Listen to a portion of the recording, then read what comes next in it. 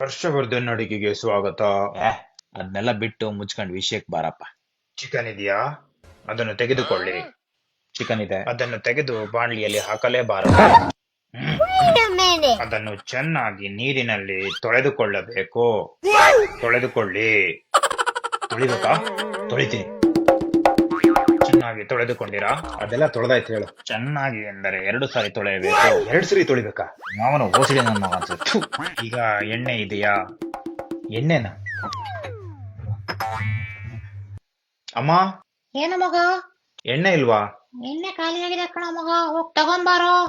ಏನ್ ಸುಡುಗಾಡುಗಳು, ಮನೇಲಿ ಎಣ್ಣೆ ಇರಲ್ಲ. ಈ ಎಣ್ಣೆ ತರೋದಕ್ಕೆ 1 ಕಿಲೋಮೀಟರ್, 1.5-2 ಕಿಲೋಮೀಟರ್ ಆಗುತ್ತೆ. 2 ಕಿಲೋಮೀಟರ್ ಸಾಯ್ಬೇಕು. ಎಣ್ಣೆ ತಂದು ಫುಲ್ ಸ್ಟಾಕ್ ಇಡ್ಬೇಕಿನ್ನ. ಈಗ ಎಣ್ಣೆ ಇದೆಯಾ? ಇದೆ. ಅದರ ಅವಶ್ಯಕತೆ ನಮಗಿಲ್ಲ, ಸೈಡಿಗಿಡಿ.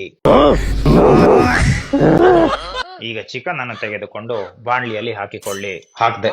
ಅದರ ಮೇಲೆ ನಿಧಾನವಾಗಿ ಸ್ವಲ್ಪ ತುಪ್ಪ ಇದ್ದರೆ ತುಪ್ಪವನ್ನು ಹಾಕಿ.